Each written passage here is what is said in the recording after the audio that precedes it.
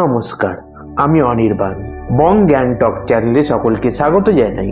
December মাস এখন শেষের পথে। বছরের শেষ প্রাতে বিশ্বব্যাপী শীতের আমেজ ছড়িয়ে পড়েছে। আর ডিসেম্বরের 25 তারিখে বিশ্ব ক্রিসমাস উৎসবে মেতে ওঠে।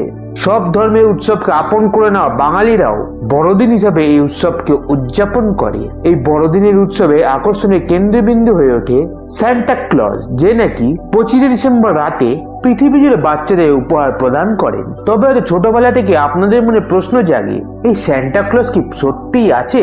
কি তার আসল কাহিনী? আর সান্টা ক্লজের আড়ালে থাকা সেই আসল কাহিনীটিকেই এই ভিডিওটিতে জানানো হবে। তাহলে শুরু করা যাক। সান্টা ক্লজ এই কথাটা শুনলেই লাল কোট ও টুপি পরিহিত এবং লম্বা সাদা দাড়ি বিশিষ্ট এক বৃদ্ধ ব্যক্তির চিত্র মনে ফুটে ওঠে, যা লাল ঝোলায় থাকে উপহার। যে 25 ডিসেম্বর মধ্যরাতে রেইনডিয়ারে টানা উড়ন্ত স্লেজ গাড়িতে চেপে পৃথিবী জুড়ে থাকা ভালো শিশুদের উপহার দিয়ে বেড়ান। এই কাহিনী তো শতাব্দীর পর শতাব্দী জুড়ে খ্রিস্টান ধর্মাবলম্বীদের মধ্যে প্রচলিত এবং ইউরোপীয় দেশেদের পৃথিবী জুড়ে উপনিবেশ বিস্তারের ফলে এই কাহিনী বিশ্বব্যাপী জনপ্রিয়তা পায়। তবে এর আসল কাহিনী হয়তো অনেকেই জানে না। সান্টা ক্লজের কিংবদন্তির উৎস জানতে হলে আমাদের পিছিয়ে যেতে হবে খ্রিস্টীয় 3য় শতকে। সময়টা তখন টালমাটাল। রোমান সাম্রাজ্য তার আদি গৌরব তখন অনেকটাই হারিয়ে ফেলেছে। তবে সে সময় কনস্টান্টিনোপল বা বর্তমানে তুরস্ক রোমান সাম্রাজ্যের কেন্দ্রবিন্দু হয়ে ওঠে। এমনই সময় 15ই মার্চ 270 খ্রিস্টাব্দে বর্তমান তুরস্কের সমুদ্র নিকটবর্তী পাটারা গ্রামে এক ধনী পরিবারে নিকোলাস জন্মগ্রহণ করেন। খ্রিস্টীয় 3য় শতকের শেষের দিকে কোনো এক সময় তিনি কনস্টান্টিনোপলের তৎকালীন মায়ারা অঞ্চলের বিশপ হিসাবে নির্বাচিত হন। ধর্মযাজক হিসাবে তিনি সেই অঞ্চলে বেশ জনপ্রিয় ছিলেন। যেহেতু পারিবারিক সূত্রে তিনি বিপুল ধন সম্পত্তির অধিকারী ছিলেন, তাই তিনি দান ধ্যান করতে কোনো কার্পণ্য করতেন না। তিনি গরিব মানুষের প্রতি সহানুভূতিশীল ছিলেন। কোনো গরিব মানুষ তার দ্বারে সাহায্যের আশায় হাজির হলে তাকে খালি হাতে ফিরতে হতো না। তাছাড়া নিকোলাস বাচ্চাদের খুব ভালোবাসতেন।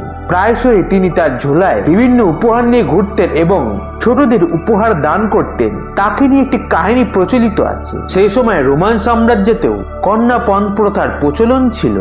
তবে মায়ারাতে এক দরিদ্র পিতার সেই কন্যাপণ দেওয়ার সামর্থ্য ছিল না। তার অর্থনৈতিক দুর্দশা এমনই ছিল যে তিনি তার 3 মেয়েকে গণিতাবৃত্তির জন্য বিক্রি করার সিদ্ধান্ত নেন। ক্রমে এই খবর মায়ারার বিশপ নিকোলাসের কানে পৌঁছায়। আর এই অঞ্চলে 3টি মেয়ের এমন সর্বনাশ হতে চলেছে তা কিছুতেই তিনি মেনে নিতে পারেন না। তাই তিনি তাদের আর্থিক সাহায্য করার সিদ্ধান্ত নেন। তবে নিকোলাস ছিলেন প্রচার বিমুখ।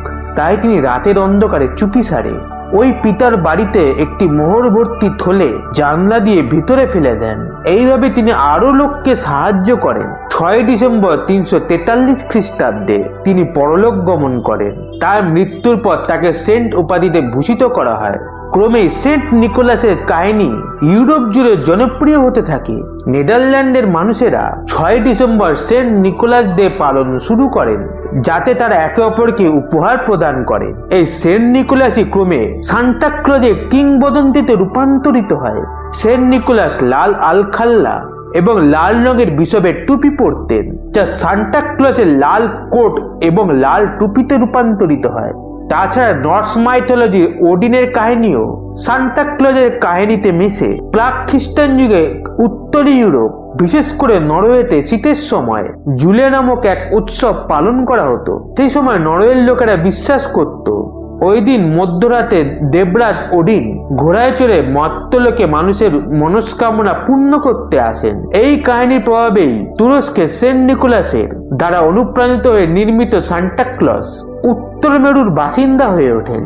তাছাড়া ইউরোপের বিভিন্ন দেশে রাতে উপহার প্রদানকারীর লোককথা প্রচলিত আছে, যেমন ইটালিতে লা বেফুনা, রাশিয়ার বাবুস্কা, স্ক্যান্ডিনেভিয়ান অঞ্চলের জুলোটো মটেল ইত্যাদি। এই সকল কাজই সংমিশ্রণে এক প্রকার সান্টা ক্লজের কিংবদন্তির জন্ম হয়।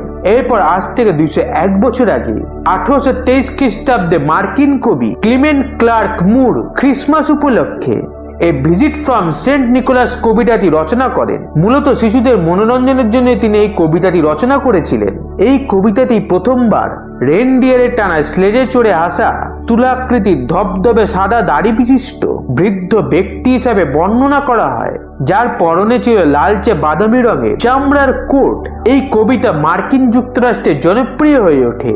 পরবর্তীকালে মার্কিন প্রভাব পৃথিবী জুড়ে ছড়িয়ে পড়লে এই কবিতার প্রভাবে বিশ্বব্যাপী মানুষের মনে সান্টা ক্লজের বর্তমান রূপটি চিত্রিত হয়ে যায়। আজ সান্টা ক্লজ ধর্মীয় প্রতীকের গণ্ডি পেরিয়ে বৃহদাকার ধারণ করেছেন। তা আজ সব ধর্মের সকল শিশুর এক আইকনে রূপান্তরিত হয়েছে। বড়দিনে বিভিন্ন স্থানে সান্টা ক্লজ সেজে মানুষেরা শিশুদের বিনোদন দেন। অনেক শিশু আজও দুষ্টুমি কমিয়ে দেয়, এই বিশ্বাসে যে ভালো শিশু হলে তারা সান্টা ক্লজের থেকে উপহার পাবে। ভিডিওটি এখানেই শেষ হলো। ভিডিওটি ভালো লেগে থাকলে চ্যানেলটিকে সাবস্ক্রাইব করার অনুরোধ রইল।